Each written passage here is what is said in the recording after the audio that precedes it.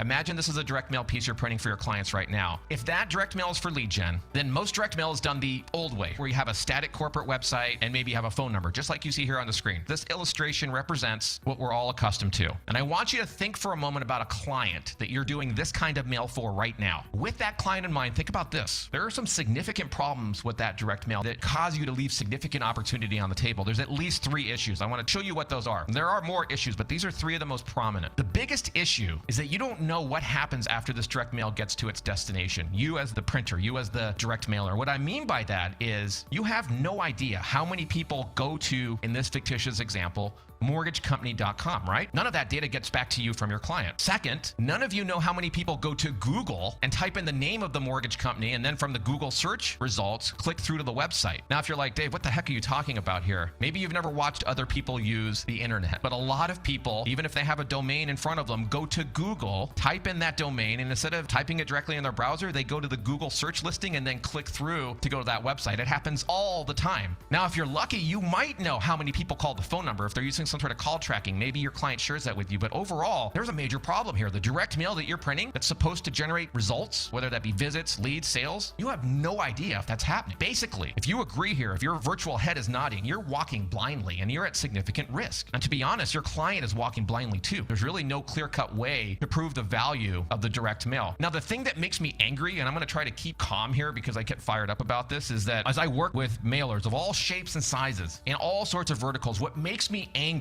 is that everyone else is getting credit for the activity generated by the direct mail. Everyone else is taking that attribution, that credit for themselves. If you're not familiar with the term attribution, in this context, I simply mean that the web team, the digital team, everyone else in the marketing organization is saying, hey, you know that web activity? That's because of us. But they're wrong. It's because of the direct mail. With old direct mail, when people go to the website, the web team says, yay, web team, we generated that result. Or when people go to Google and then they type in mortgagecompany.com, the PPC, the pay-per-click team, the digital ads team is saying, yeah, go digital team. That's because of our great PPC ad. Or when someone calls the phone number, God knows who takes credit for that. Maybe AT&T says, hey, that's us. But you get the point, right? It's crazy. Everyone else is taking attribution for that direct mail.